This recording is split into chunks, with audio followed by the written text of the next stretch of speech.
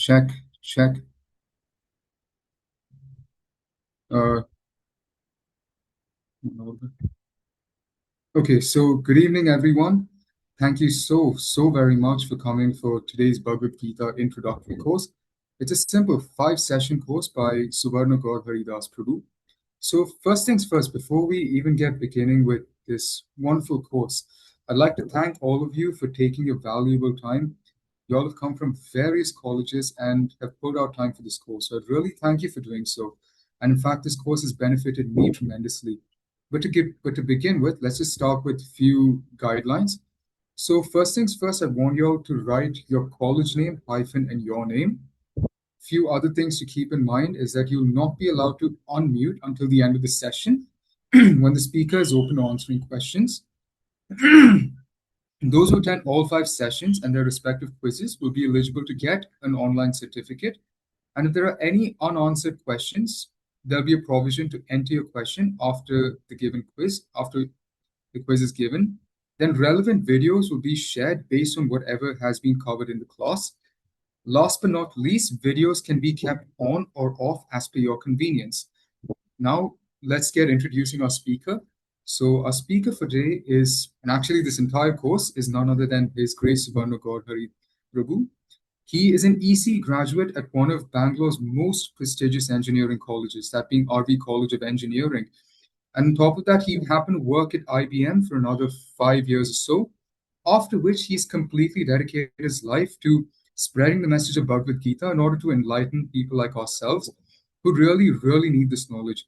Because a lot of us are in a position where we may have attained a lot in terms of our outward achievements, but deep down inside, how many of us really feel inner satisfaction? So, with the words and the overall philosophy that Prabhuji is going to be disclosing, will really help us dive deep down not only into values, but how to attain that overall inner satisfaction plus obtaining outer achievements. With that being said, now on to Prabhuji.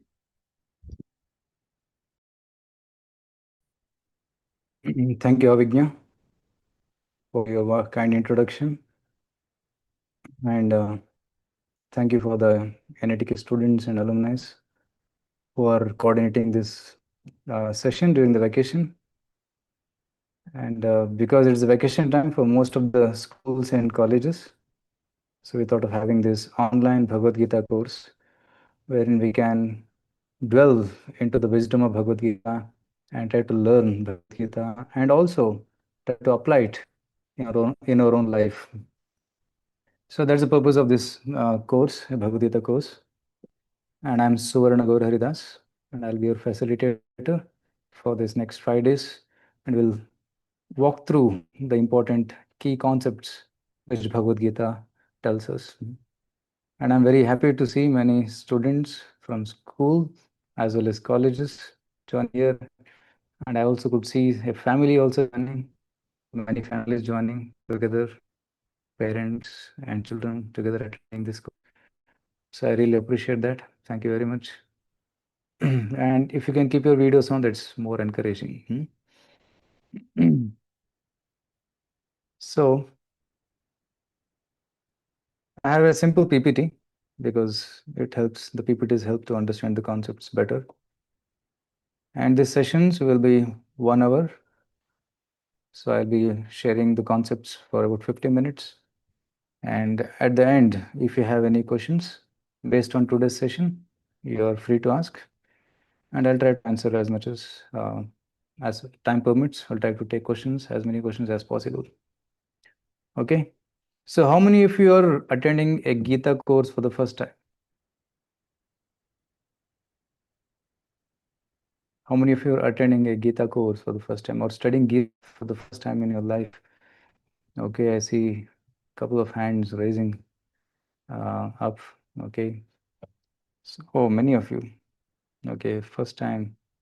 So there's some comments also coming, first time.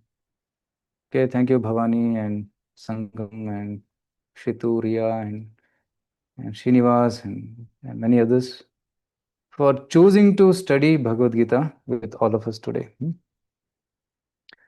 So let's delve into the concepts of Bhagavad Gita. So I call this session as Gita in a nutshell because Gita topics are very vast and very elaborate. So we'll not be able to cover all the concepts in depth, but this course will give you an overview of what are the main topics which the Bhagavad Gita talks about. So today is the first session. So before I begin, let's ask a question to all of you. Which is your favorite Mahabharata character? You can type it in the chat. Which is your favorite character from Mahabharata? All of you know Mahabharata, right? Mahabharata is India's great epic. Yes, you can type on the chat. Which is your favorite Mahabharata character?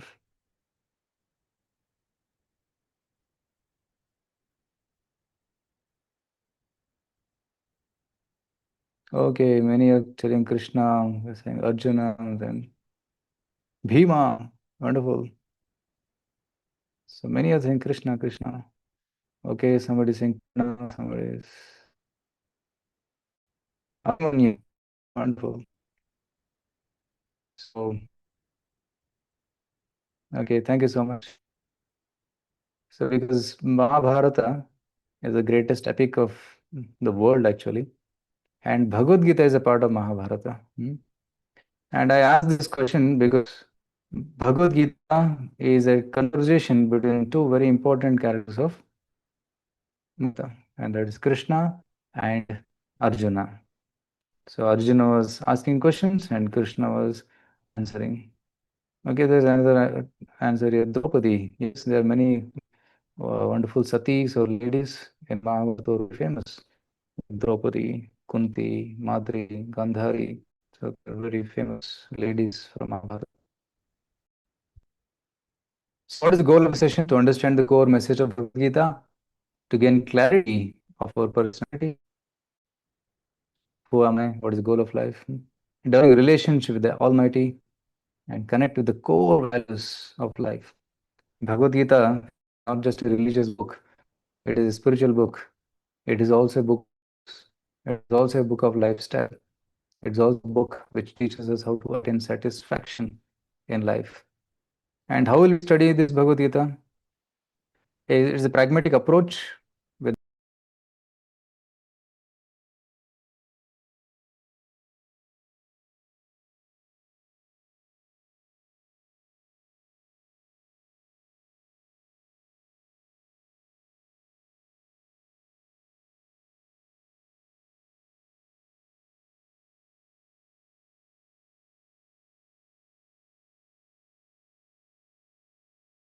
so I think I got disconnected.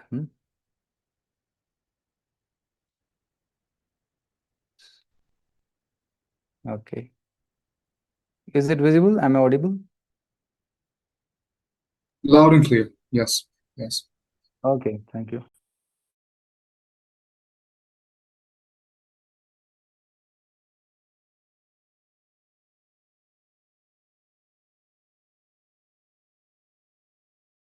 Okay, I just cross-check my connection so that there'll be no interruption. Okay, here is an introduction to Bhagavad Gita. So the word Bhagavad Gita, so what does it mean? Bhagavad means of God.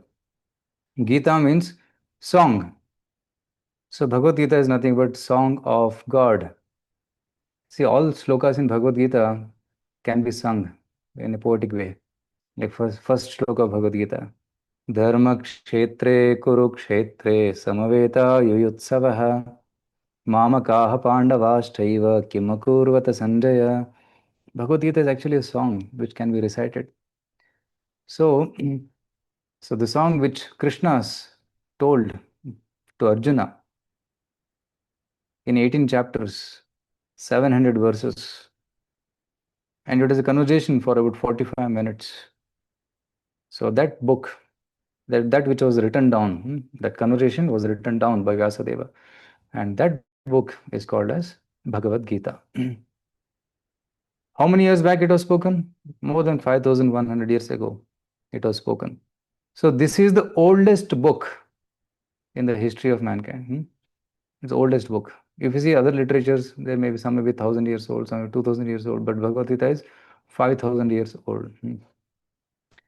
And is it only 5,000 years old? In Bhagavad Gita itself, in the 4th chapter beginning, Krishna is telling to Arjuna, hey Arjuna, this knowledge which I am speaking to you now in Kurukshetra, I spoke this knowledge to Sun God, whose name is Vivaswan, millions of years ago. So, how old is the knowledge of Bhagavad Gita? It is timeless. It is millions of years old. And that same knowledge gets repeated again and again. So, Krishna speaks it to Arjuna 5,000 years back. He may speak it to others in the future. So, the same knowledge is given to different personalities at different time, place, and circumstance. Okay. And the current version of Gita which we have was spoken 5,000 years ago by Krishna to Arjuna. And Sanjaya was able to witness it all live as if by television broadcast. You know, we have television, so television catches through the antenna, it catches the signals and then it shows it on the screen, and then we can see what is happening far away. Like a cricket match. Suppose cricket match is happening somewhere in Sharjah, but you can see it in your home, isn't it? Like I am speaking in Bangalore, and you are sitting at your own places, and you're able to see. So this is technology, wireless technology, internet technology. But yogis, they have very subtle technology. Through the mind, they can connect to far off places. So Sanjaya had that power. He was sitting in Hastinapura and he was seeing what's happening in Kurukshetra, and he was telling it to Dhritarashtra. So the first shloka of Bhagavad Gita was spoken by Dhritarashtra. To whom? To Sanjaya. Dhritarashtra is asking to Sanjaya, my sons and Pandu's sons, they both have assembled in the battlefield of Kurukshetra. Then what happened? What did they do? This is the question they asked. And then Sanjay starts answering. And there was a conversation between Arjuna and Krishna. And then later on, the war started. So now you may ask the question, why did Pandavas and Kauravas assemble in the battle of Kurukshetra? Right? For that, you need to know some background of Mahabharata. Right? So to tell the story in brief, there is Kuru Vamsha. In Kuru Vamsha, there were three brothers, Pandu, Dhritarashtra, and Vidura.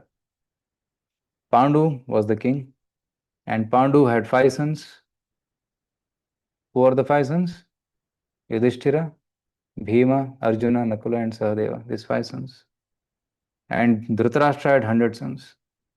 But Dhritarashtra was power hungry. He wanted to be the king. So he wanted to sit on the throne and he wanted to make his son Duryodhana as the future king. So he made plots to kill the Pandavas. And he poisoned Bhima. He cheated them in the gambling match, sent them to the forest for 13 years. So he tried to do so many atrocities. He also tried to burn them in the house of lac. He made a home which was built with inflammable substances. So they tried to burn, but they escaped. So in this way, they were saved from all calamities. So they went to Vanavas for 13 years, and after returning, the condition was that they'll get back the kingdom. But Duryodhana refused to give back the kingdom. So and Yudhishthira Maharaj tried to make peace with them and try to do some agreements. He said, at least give me 5 villages, we'll be happy. Duryodhana said no. Right? So I will not give even the land of the size of the tip of the needle. So that's how adamant Duryodhana was. So then later on what happened? Krishna himself went. Krishna himself went as Shanti Duta to make the peace treaty. But Duryodhana insulted Krishna and even tried to capture Krishna. And when this happened, the war became inevitable. Pandavas did not want to fight. Yudhishthira did not want to fight. But somehow the fight became inevitable because of the adamant desire of, bad desire of Duryodhana. Isn't it? So what do you think? Was Duryodhana's intention good or bad? Was it right or wrong? Put it in the chat. Is my voice breaking? Is my voice clear? It's clear. It's clear. It's clear. Okay. Okay. Shlok is telling Duryodhana's intention was wrong. Okay. All right. It's wrong. Hmm. So thank you. So this is a basic point. And some say, why did Yudhishthir fight? He should not have fought. Because of him, the whole battle happened. And sometimes people say, oh, because of Krishna, the battle happened. Because even Krishna tried to avoid the battle. He also went as Shantidut. When nothing worked, the final resort was the battle. So violence is not the first resort. The violence is the last resort. Samadana Danda Veda. So like there are different ways of doing samjhota or agreements. When nothing works, the final thing is the fight. So here they both have assembled. Pandavas have assembled and Kauravas have assembled in the battlefield of Kurukshetra. And then Arjuna becomes nervous. Imagine, suppose there is a war happening between India and enemy country, and India's commander-in-chief becomes nervous and he says, I will not fight. And the enemy is going to fight, it's going to bomb, they're ready. But the Indian commander says, oh, I can't fight. So it's a very crisis situation, right? So similarly, Arjuna, he refused to fight because he developed some weakness in the heart. He saw all the Kauravas and he saw many blood relatives there standing in the opposite side. So then he became nervous and he tells to Krishna, let me not fight. Let me go to the forest. Let me accept the sannyas. Let me renounce and go back to the forest and let me avoid this battle. He starts thinking like that. No? So all the way he has come to the battlefield and war is about to begin. And Arjuna is saying, I'll not fight. So this is the kind of crisis which happened on the battlefield of Kurukshetra. And thanks to Krishna, because he was there right next to Arjuna, and Krishna helped Arjuna to come out of confusion. So similarly, in our life also, we face certain situations which are challenging, which are difficult. When we come to such a crisis situation, then we need the counsel of Bhagavad Gita. When we study Bhagavad Gita, then that brings clarity. Some people struggle with concentration. Studying Gita builds concentration.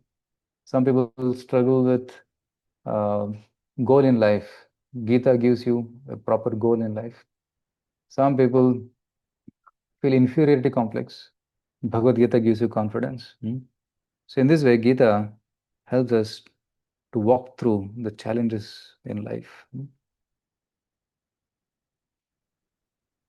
So Mahabharata was composed by Maharshi Vyasadeva 5000 years ago.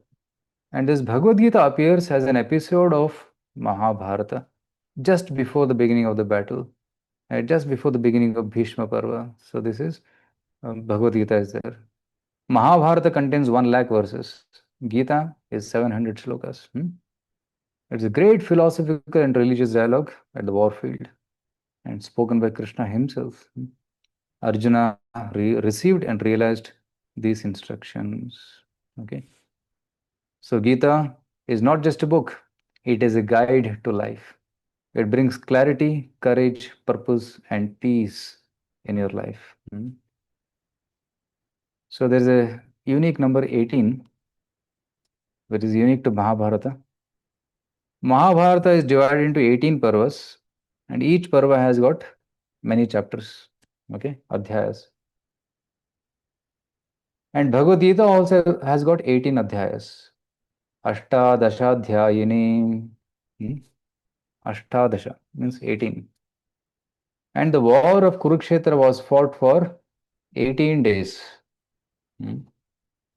And the number of battalions of army, which is called Akshohini, and one battalion is called Akshohini. So there were 18 Akshohini Sena on the battlefield of Kurukshetra. So this is about number 18, which is unique to Mahabharata. So here, after hearing Bhagavad Gita, Arjuna, who was despondent, he becomes confident. Who was confused becomes clear in his purpose and gets into action and starts fighting. Yudhyasva vigata jvaraha. Giving up all confusion, he starts fighting. He starts doing his duty. Sometimes when we are also confused about our duty, we should read Bhagavad Gita. Then we get clarity. Gita Shastramidam Punyam Yaha Patet Prayata Puman Vishnoha Padam Avapnoti Bhaishoka Divarjitaha. So this is from Gita Mahatmya, where Adi Shankaracharya is telling that Bhagavad Gita is a transcendental literature which one should read very carefully. If one properly follows the instructions of Bhagavad Gita, one can be free from all miseries and anxieties in this life. And one's next life will be spiritual. Right? Bhaya shoka divarjitaha. One becomes free from bhaya and shoka. Bhaya means fear and shoka means lamentation. One becomes free from shoka and fear, bhaya. So that's one to read Bhagavad Gita. And this knowledge of Gita was transferred in the parampara system. Right? Initially, Krishna gave to Brahma, then to Narada, then to Vyasa, then it comes down in parampara. So this knowledge which we are sharing with you is coming down in parampara through unbroken disciplic succession. So in the market you can find several versions of Bhagavad Gita. There are more than 700 versions of Bhagavad Gita. But many of them, they write their own understandings without referring to the previous acharyas. Like for example, um, you're studying chemistry or you're studying engineering or you're studying medical science. You refer to bona fide books, reference books, which are in the library, and you refer to research papers written by very famous personalities in the same field. And you also refer to the teachers. You also study from the teachers who have studied in the parampara. Similarly, Bhagavad Gita also should be studied in parampara. If we concoct the meaning of Bhagavad Gita, then Bhagavad Gita will be of no value. We should not concoct. We should try to study as it is, as Krishna spoke it to Arjuna. Now, Bhagavad Gita is a manual for life. It is a map to show us direction, and it's like a medicine to cure our disease. How is it a manual? For example, when you purchase any gadget, it can be a cell phone or a washing machine. Along with every gadget comes a manual. So we have to study the manual before operating the gadget. Otherwise, we may break the gadget. We may misuse the gadget. Similarly, this human life is a gift of God. And along with this human life, God has given us a manual. And that manual is Bhagavad Gita. Many people say, why should children study Bhagavad Gita? Bhagavad Gita should be studied by people who are 70 years old. जब बूढ़ा बन जाएंगे तब पढ़ेंगे. ये पूरा जिंदगी खत्म हो गया, अब क्या पढ़ेंगे? And when you get a manual, do you read it before using the item or after using the item? Right? We should study before using the item, otherwise we may damage it. Similarly, in the beginning of life, we should study Bhagavad Gita. What's the use studying at the fag end of life? So when you study in the beginning, then you know how to live your life. That's why young students, starting from the age of 5, should start studying Bhagavad Gita. Not at the age of 50 or 60. One should start studying from the beginning of life. So that's why it's called the manual. Then, one person was praying to God, "Oh Lord, please talk to me." Then the Lord said, "Oh, I have already spoken to you. Read this Bhagavad Gita. This is my letter to you." Bhagavad Gita is a letter of God to all of us. So Bhagavad Gita is a manual for the battlefield of life. Arjuna was fighting the battle. And all of us have our own small battles. Of course, Arjuna's battle was very, very tough. And our battles may not be as tough as Arjuna's, but we have our own small, small battles. So that's why we should get equipped with the knowledge of Gita to fight those battles. Like somebody may be facing stress, somebody may be depressed, somebody may be confused. So whatever it may be. When you study Gita, It cures all the problems. And Bhagavad Gita is like a map. Like nowadays, all of you are used to Google Maps. You take the Google map, you put the location, then it shows you the path. Similarly, Bhagavad Gita not only tells you the location where to go, it also gives you the path, how to reach the goal. So Bhagavad Gita gives you the goal in life, and Bhagavad Gita also gives the route map, how to traverse that goal. Who should read Bhagavad Gita? If you are feeling restless, then read Gita. If you are seeking the meaning of life, read Gita. If you want to be a better person, read Gita. If you feel like something is missing in life, please read Gita. You'll find that missing link.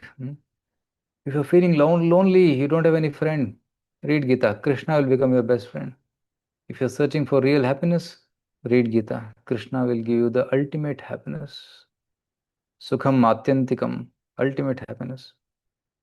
So if your answer to any of these questions is yes, then please start studying Bhagavad Gita. So Bhagavad Gita is like the medicine which cures all these problems. Right? Why practice Bhagavad Gita? Because Bhagavad Gita cleanses our heart from lower animalistic qualities, which are predominantly found in lower forms of life. So, what are these bad qualities, animalistic qualities? Mainly lust, anger, and greed. Right? You see this person here, he is on the staircase, and he has two options, either to climb the staircase upwards or to go downwards. And if he goes upwards, he's going to reach, see here, Radha Krishna there on the top, he's going towards God. But then there is another path, which is the path of attachment, the path of there is lust, there is greed, there is anger, there is pride, envy, ignorance. If somebody falls trap to these bad qualities, then he'll glide down. But if somebody accepts a guru, studies the Vedas like Bhagavad Gita, does seva, goes up and up, his life will be bright. But person who falls prey to lust, anger, and greed, his future will be dark. So, do you have any of these questions? Why do bad things happen to good people? मैं इतना अच्छा हूँ, मेरे साथ ऐसा क्यों हुआ? Right? Who am I? Does destiny make us, or do we make destiny? Like some people have this question: is everything predetermined, or do I have a choice? Does God exist? Bhagwan है क्या? How do we attain eternal joy? If God is one, then why there are so many religions? And many more questions. So all these questions will be answered in this course in the next 5 days. Okay. So this was a warm up till now. So now begins the actual topic. Okay. So I hope till now I briefly introduced Bhagavad Gita. What is Bhagavad Gita and what are the benefits of reading Bhagavad Gita and who should read Bhagavad Gita? Bhagavad Gita is like a map. It's like a manual and it's like the medicine. So now let's get into the topics of Bhagavad Gita. Basically, there are 5 important topics which I will try to cover in the next 5 days. So, first topic is Ishvara. Who is God? And some people say God is great, but how great God is, that you can understand from Bhagavad Gita. Kala, what is time? How the time is ticking, and what is the effect of time? Then there is Jiva. Jiva means all of us. Who am I? Right? Am I this body or am something else? Am I something better? Prakriti is laws of nature, how this world is created, how it is functioning. Is it by chance or is it by plan? And then there is karma, law of action and reaction. Right? Whatever you do, it comes back to you. You do good, good comes to you. If you do bad, bad things come to us. So nothing happens by chance. Everything is by plan. Okay. See, these are the 5 topics we'll try to discuss. Okay. So these 5 topics are summarized here in these 4 statements. Okay. If you can understand these 4 statements, then you have understood the essence of Bhagavad Gita. The first statement is, this body is not all in all, spirit soul exists. This topic I'll discuss today. This one life is not all in all, after life exists.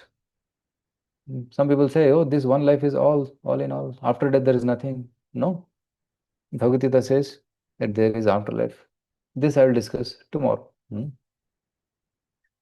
with scientific evidences and facts, and also with references from Bhagavad Gita. Then Bhagavad Gita also says that this world is not all in all. There is spiritual world which exists. There is other world which exists. Even the scientists are also trying to understand this concept. They are trying to talk about parallel worlds. I'm in this world, but parallelly there is another world which is running parallelly in. So people can talk from this world to that world. It's like a matrix. Some people are in this matrix and some people are in other. So they can talk to each other. I'm not all in all. Supreme God exists. So this is the 4 essential topics of Gita. We'll be discussing in the next 5 sessions. So today I'll be touching on this topic. This body is not all in all. Spirit, soul exists. Okay. So we have this body which is made up of material elements, and it is temporary and perishable. Like this gross body which I see. Like every day when you get up, you look at the mirror and you say, I'm so handsome, I'm so beautiful, right? But is it really me? Please think about this. It's a very important question. Are you what you see in the mirror? Or you are something more? Do we really see ourselves?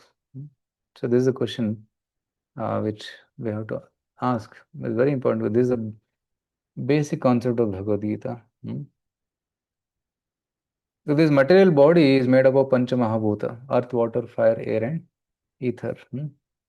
And within this body is actually the soul, which is actually powering this body. Like for example, if you have a cell phone, the cell phone has got a battery, and this battery powers the cell phone. And without the battery, the cell phone is useless, isn't it? Similarly, what is it that is charging me? What is that energy in my body which is making me conscious?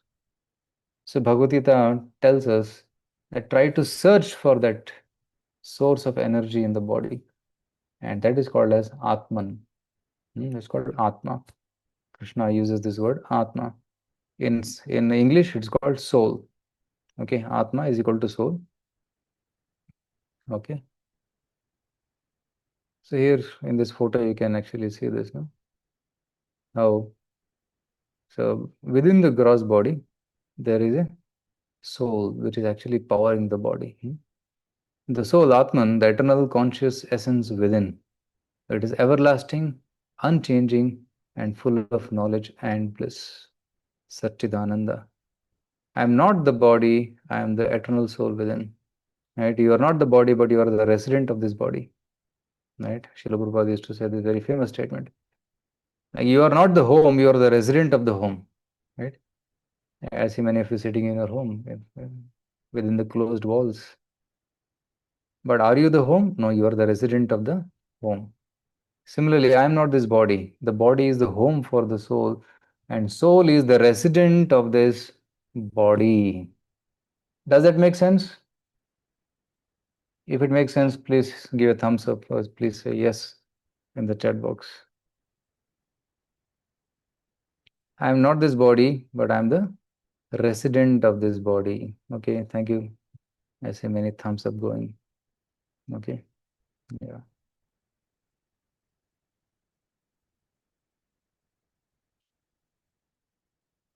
So let's discuss this further.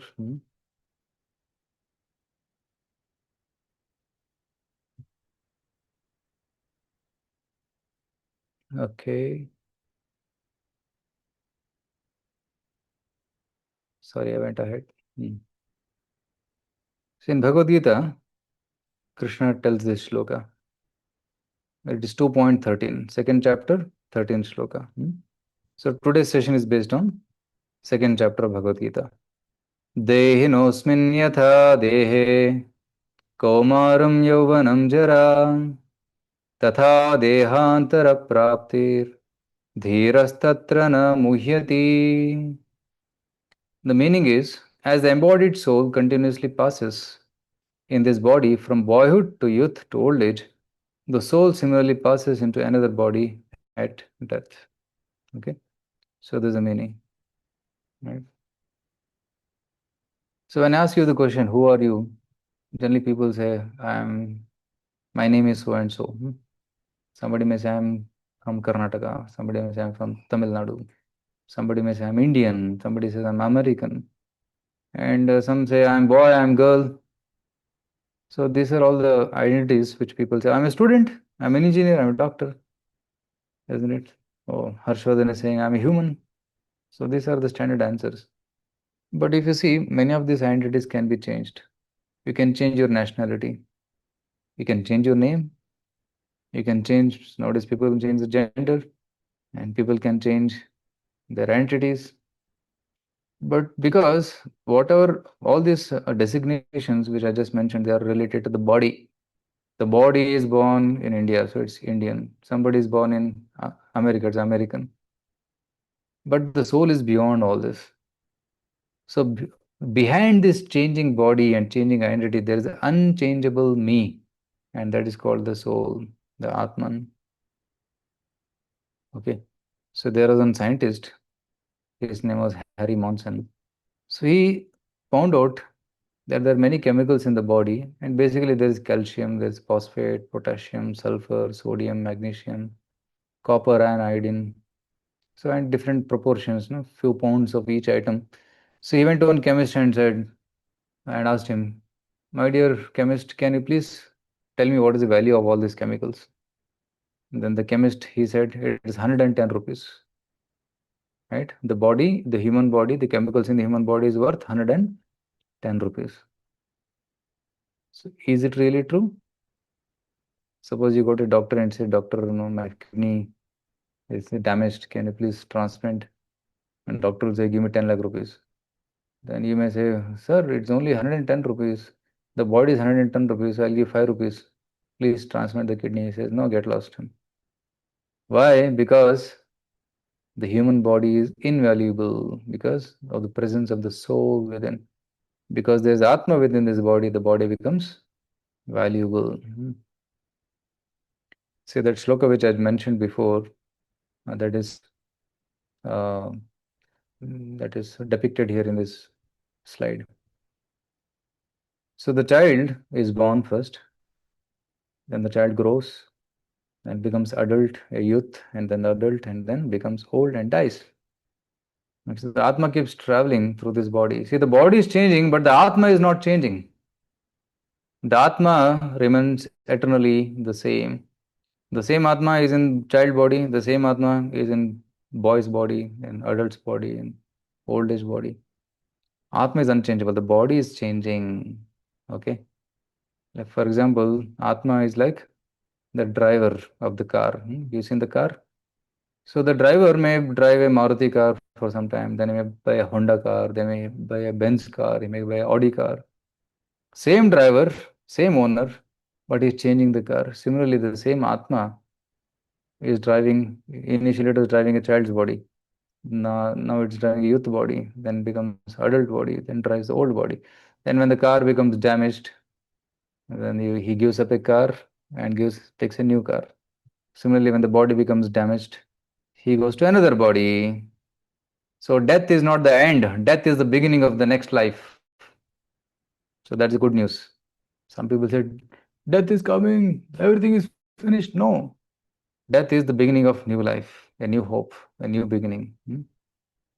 Antavanta ime deha nityasyoktah sharirinaha अनाशिनो अप्रमेयस्य तस्माद्युध्यस्व Bharat.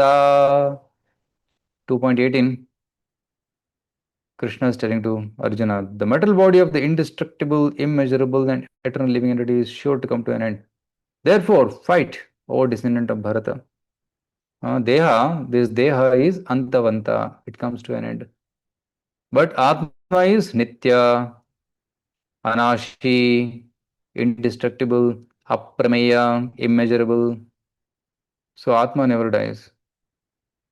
Like in the battlefield, sometimes bombs explode, sometimes rockets are flying, drones are attacking, and the body burns. But Atma never dies. Atma remains indestructible, imperishable. Okay? So this is the difference between body and the soul. So the body is matter, but the soul is made of spirit. Bodies are not conscious, but the soul is conscious. Body changes, but the soul does not change. It changes in the sense, initially the body was young, it becomes middle aged, then it becomes old and it dies. The body is temporary. Like we have birth death, and then there's a death date. Like every medicine comes with a manufacturing date, and then there is expiry date.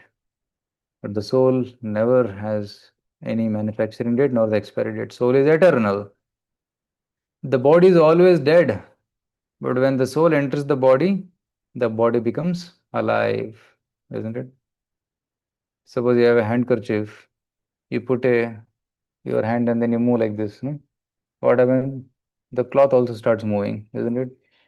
Like for example, I have this cloth, right? But when I move like this, it starts moving. Similarly, when the soul is in the body starts moving. I can talk through my mouth. I can hear through my ears. I can smell through my nose. I can walk with my feet, isn't it?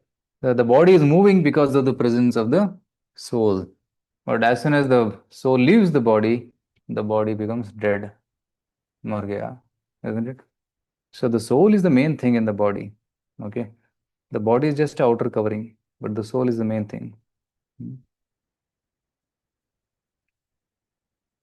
So one more point here is soul is conscious, body is not conscious. It's important to understand. Like, so I'll ask you a question. Is the mobile phone conscious? Yes or no? Is it conscious? Mm, no. Is the robot conscious? Is robot Gemini nowadays, no? Or Alexa? Is it conscious? Hmm? Okay, no, no, no. Okay. Is artificial intelligence conscious? AI, nowadays you have AI, you know. You talk to AI and then AI gives some answers, replies. Is it conscious? Okay, no, definitely. AI is not conscious because it is machine, right? Like suppose you scold the AI, will it cry? No. If somebody scolds us, we get hurt and we cry sometimes. No? Right? We feel we are conscious, we feel emotions, isn't it?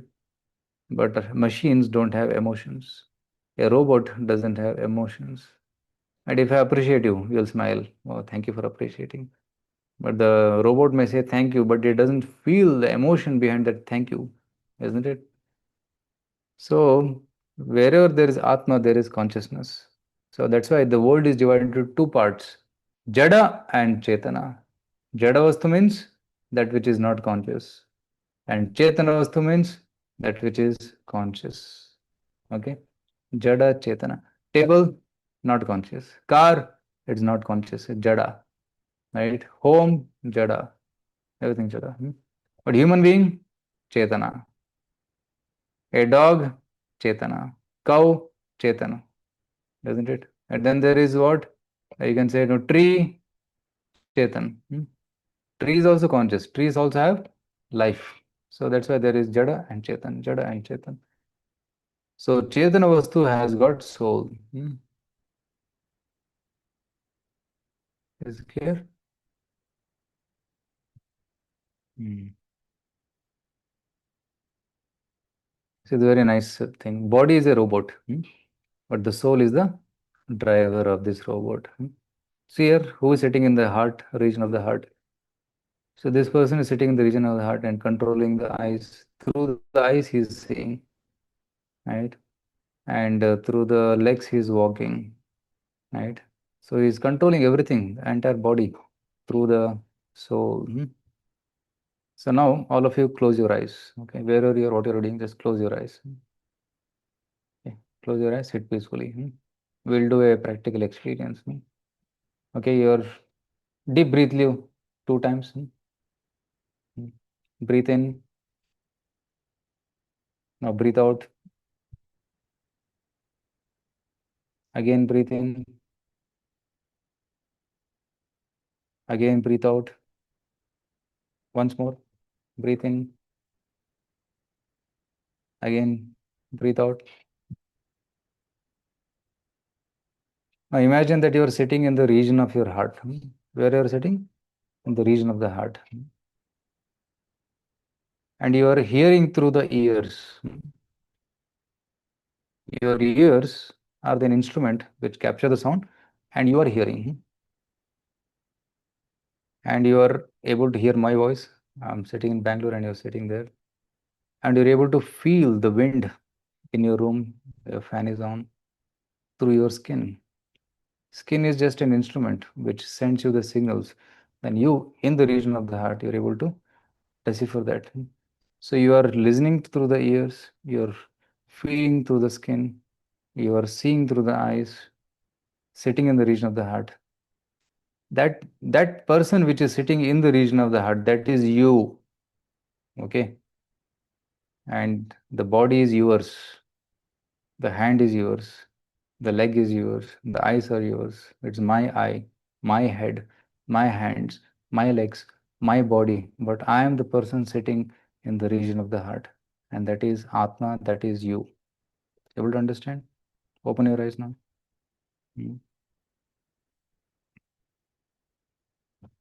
If you're able to understand this experience, then it's called soul realization, Atma. That energy which is powering the body, that is Atma, that is you. But nowadays, what is happening is people are paying too much attention to the external body.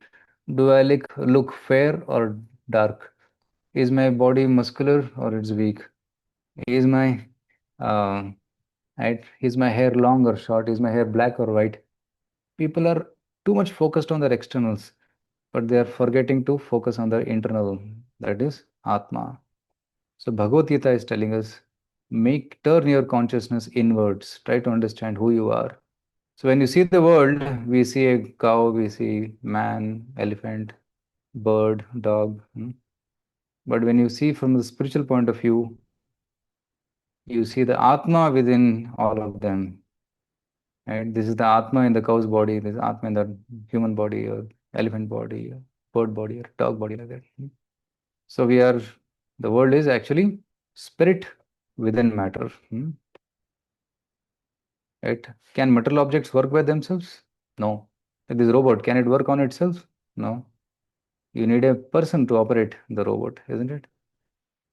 Car, can it drive on its own? No, it needs an operator. Similarly, the world also doesn't run by chance, it runs by plan. God is controlling the rivers, God is controlling all the minerals, the mountains, the sun, the moon, everything is controlled by the Supreme Lord. Nothing happens by chance. Right? Just like the driver in the car cannot move without the driver. Similarly, the body cannot move without the soul. Like suppose there's a drama you're watching on the big screen, and there is a camera which is recording, but the camera cannot have any experience, no emotions, no consciousness, no judging. But the people who are watching it, they can judge. Or they experience, they sometimes get elated, sometimes sorrow, sometimes anger, because they're conscious and they're able to judge. Oh, it's very nice drama or bad drama, like that. So now the soul is trapped in this body. Just as the bird is trapped in the cage, the soul is trapped in the body made up of 5 elements: earth, water, fire, air, and ether. So you see, this lady had got a cage, and within the cage, she put the parrot. Every day she was polishing the cage, and one day the parrot stopped speaking.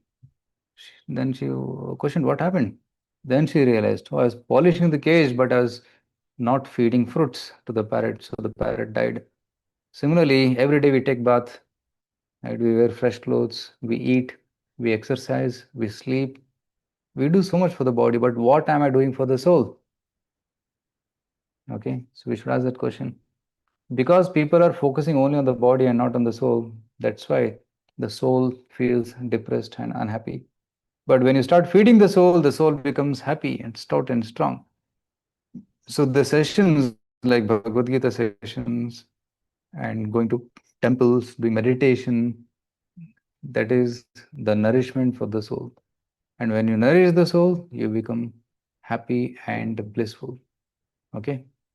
So today we discussed introduction to Bhagavad Gita and we touched on the topic of soul. I'll pause it for today.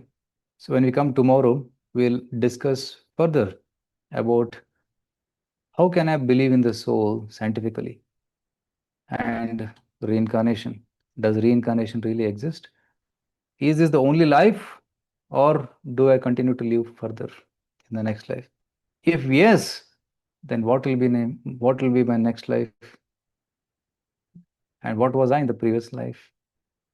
And how to decide what life I should go? Can I decide? So these are some of the questions which may come. So we'll discuss these topics in the next session tomorrow. So now I give some time.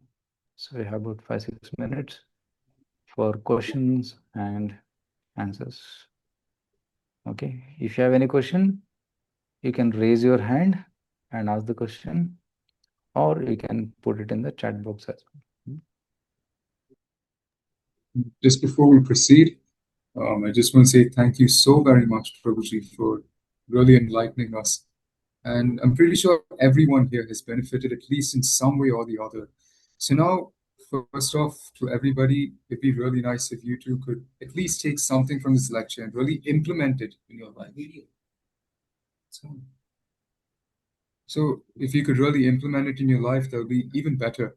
Now, with that being said, all of your doubts may not get cleared within the window of the session. So I'd highly recommend that you at least type it down or note your doubts somewhere, and we'll make an arrangement to get all of your doubts cleared.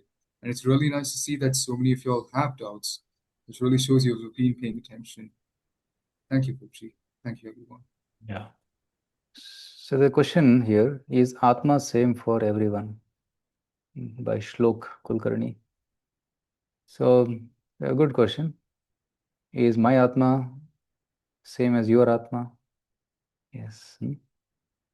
So Atma by nature is same, Satchid Ananda. That is the nature of Atma. Sat, Chit and Ananda. Eternity, knowledge and bliss. Okay. So just like you can say water drop. All the drops of water are similar, but they are physically separate entities. One drop of water, another drop of water. But they're essentially the constituent is the same. Similarly, Atma is also by nature same. All Atmas are same, Satchitananda, but they are individual. Okay. I cannot become you and you cannot become me. Okay. We are all individual entities. Okay. So I hope that clarifies the question. Some people think that no, I will become you, you'll become me, everything ultimately merges into one. No, no, we maintain our individuality because we are created as individuals. Krishna says this in Bhagavad Gita 15.7. Okay, Bhagavad Gita 15 chapter 7 shloka. Mamaivaamsho jivaloke jivabhutas sanatanaha manashashtani indriyani prakritisthani karshati. Mama eva amshaha. We are a fragment of God. Just like sun and the sun rays. Sun rays have the same property as like the sun. Right? Sun rays also have heat, sun rays have light, but in small proportion. Similarly, we are also part and parcel of God. So we are also like God in small quantity. Okay. So all the jivas, all the souls are fragment of God. So they have the same nature, but we are all individuals. We have our own desires. We have our own individuality. We have our own personality, likes and dislikes. Okay. Mm. So there is another question. Is God there or no? Yes, wait for another session. We'll discuss one full session on this. Bhagwan hai ki nahi? Is there God or no? So now there's another question. Sir, is the mind everything? Srivatsa Govindaraj is asking, is mind everything? We have not discussed about the mind yet. Okay, we'll discuss about it tomorrow because mind plays a crucial role in deciding our next life. Okay, what is the mind? Because the question has come, I'll answer in brief. Now, mind is giving example of a computer, a computer or a smartphone. It has got hardware, then there is a software, and then there is a user. Hardware is like the gross body. Okay, we have the gross body that which can touch and feel. Okay, that is hardware. So this is the hardware. And when you unlock it, you'll see the software. Software, Android or whatever software is there, you use it. It is software because you can't locate where it is, but it shows on the screen. And beyond that is the user who starts the button, presses the start button, it starts functioning. So the user is the Atma, the hardware is the gross body, and in between there is a software which is stored in the mind. So mind is the storehouse of all the thoughts and desires. Okay. So mind plays a crucial role in our next life. Okay. In deciding our next life. So we'll discuss more about the mind tomorrow because the topic is going to come. Okay. So the Shubham asking why the God will not stop bad things. Okay, because we want to do bad things. It's not God who wants bad things. So it is we who want to do bad. But God says don't do. But still if person does, then he will be punished. Okay. So God made a good world, but we are making it bad. God gave nice trees, God gave nice forests, but we are cutting the trees, okay, and making forests into cities. And then there is heat which is increasing now. Summer is so hot now. Why? Because there are no trees. So much of deforestation happened. So God gave us a good world, but we made it bad. So God expects us, okay, you made it bad, now you rectify it. It's our responsibility, isn't it? So Neha is asking, how can I feel the presence of my Atma? Yes, you can feel the presence of Atma by experience, right? There are many things which you cannot see, but you can experience, okay? Like Neha, can you see the electron? Can you see the electron? No, right? You can't see. But can you see the effect of electron? Oh yes, because when you switch on the button, fan starts rotating because electron is rotating. There is electrical induction, then there is magnetism, and then fan rotates. When you switch on the tube light, it starts because electrons are flowing and that is emanating light. So you cannot see the electron, but you can see the effect of the electron, the electricity. Similarly, you cannot see the soul, but you can feel the soul. Right? For example, if somebody touches your head, immediately you can feel. Why? Because consciousness of the Atma is spreading across the body. Okay, because the consciousness is spread across the body, as soon as somebody touches you, immediately feel the sensation. So that is a proof that Atma exists. Okay, have you seen the touch me not plant?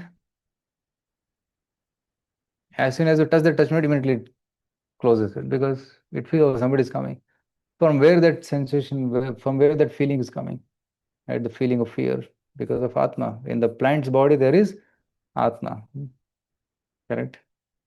So you cannot see the soul with the naked eyes because it's very small, it's spiritual, it's very tiny.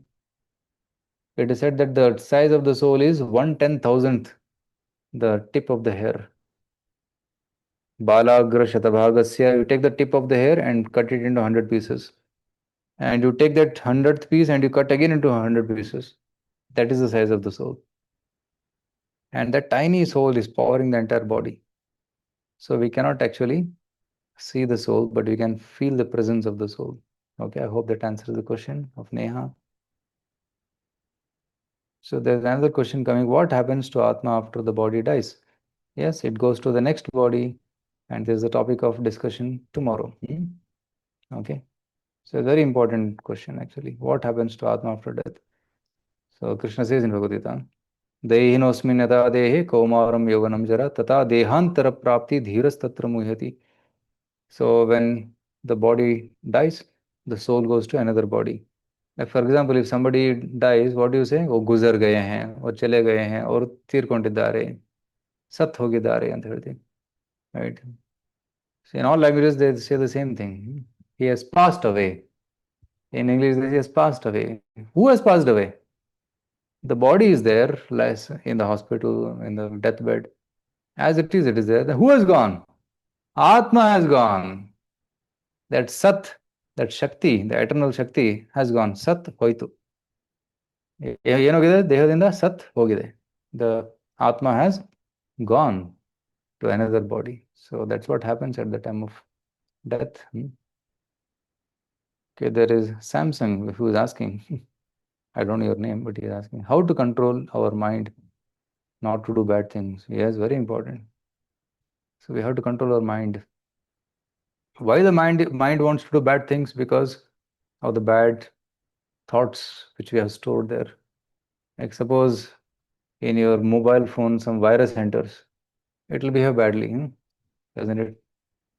It will share your password with someone, bank details with someone, and there will be thievery and all. Because virus has entered. Similarly, when the viruses enter into the mind, then one becomes bad, one acts bad, right? Because the virus, like some people see bad things because the virus has gone inside. At Kama, Krodha, Lobha, they have gone inside the mind. So that's why one acts badly. So what we have to do, we have to purify the mind by meditation, right? We'll teach how to meditate also in one of the sessions, how to do mantra meditation, which is very effective. And when the virus enters your system, you should run antivirus. Similarly, when the virus is entering into the mind, we have to run antivirus, right? That's called mantra. When you run antivirus, the mind becomes clean, then you will not do bad. Does God have desires? Yes, because you have desires and you are created in the image of God, right? You are a part of God. So if you can have desire, then God also has desires, isn't it? And what is his desire? His desire is to be happy with devotees, to give happiness to his devotees, right? Like a father has affection for the children, similarly God has affection for all of us. He is also a conscious person like us, but is a supreme person. We are tiny, but God is great. So that is a question by Ram from NITK. Then there's Ishan who is asking, sir, does Atma take individual experiences with it as it leaves the body? Oh yes. Shrotram chakshusparshanam cha rasanam ghranam eva cha adhisthayam manasthayam vishayanupasevate. So when the soul leaves the body, it carries along with it all the impressions of the past life or many, many lives. It goes to the next body. Shrotram chakshu sparshanam cha rasanam ghranam eva cha. All the experiences and the senses go from this body to the another body. So that's why we are accountable. If you have done something wrong in the past life, we are still accountable in this life because I'm the same person who did that activity in the past. So if I do anything now, I'm accountable for that even in the next life.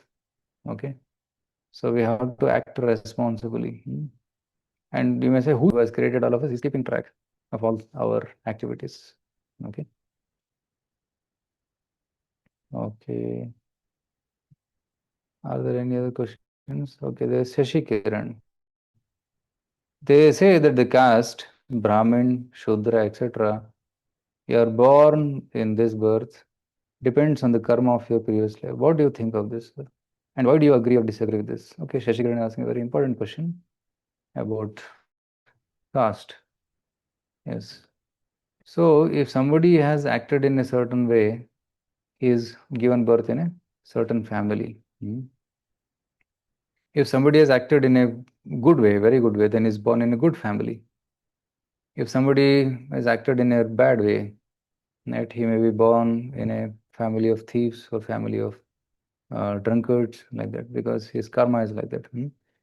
So as you sow, so shall you reap. Right? The law of karma. So we'll discuss this elaborately when the topic of law of karma comes. I think it will come in the third session, where we'll discuss about action and reaction. So if the seed quality is bad, then the fruits are also bad. If the seed is good, fruits are also good. Similarly, if we do bad action, we get a bad reaction. If somebody does very good activities, then he gets a handsome body. If somebody does very ghastly activities, then he gets a very deformed body. It is like that. So karma comes back. So our birth in a certain family is dependent on our activities which were done in the past life. Okay. So it is not about agreeing or disagreeing, it's about the law. Okay. There's a law. Like Newton's law of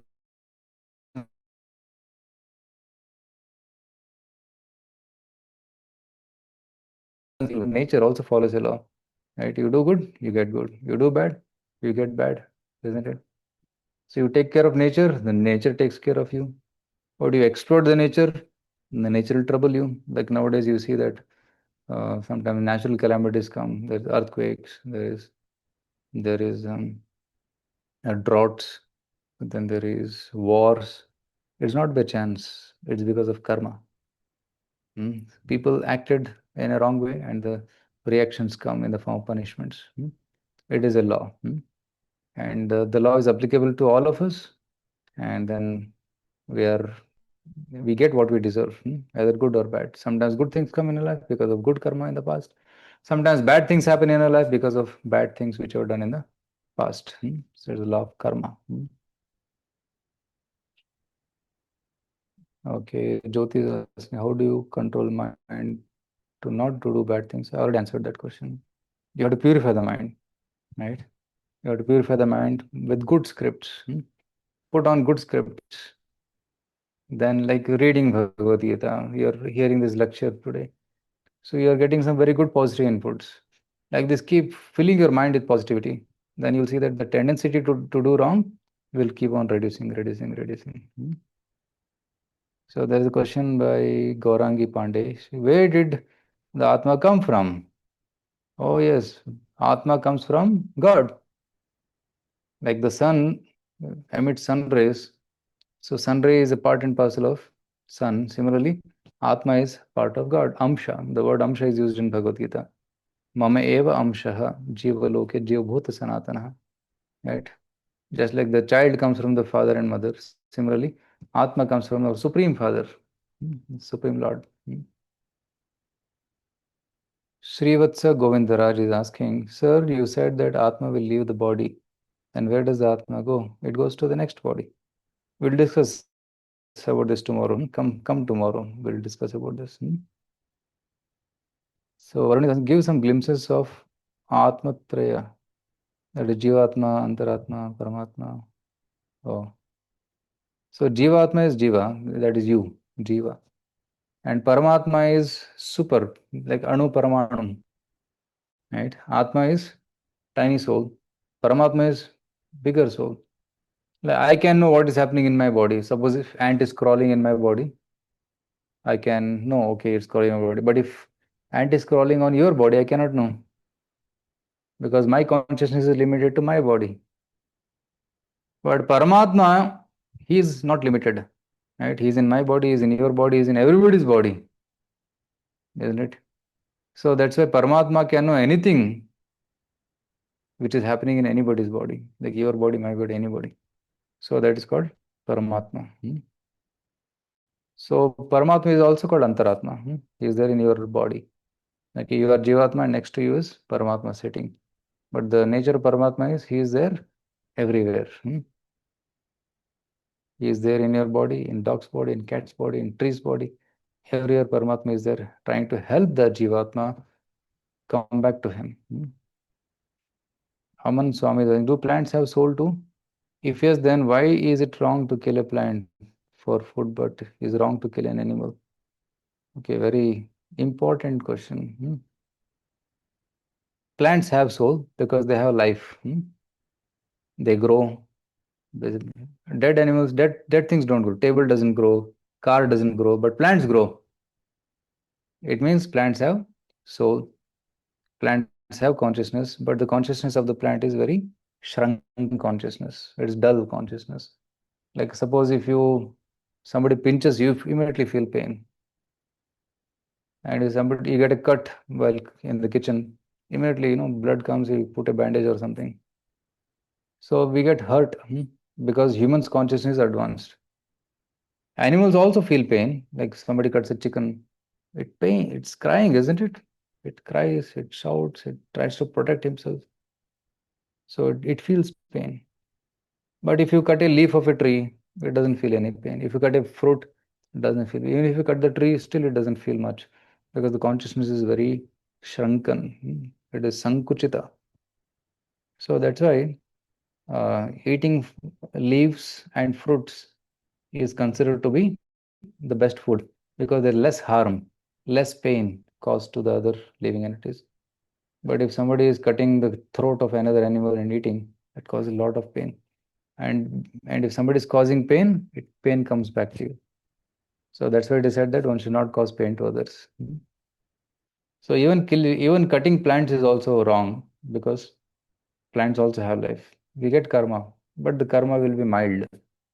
But if you cut an animal, then karma will be very heavy because that same intensity of pain will come back. And it is also prescribed that, okay, for humans, the prescribed food is plants and fruits. So if one eats that, then he can be healthy and happy.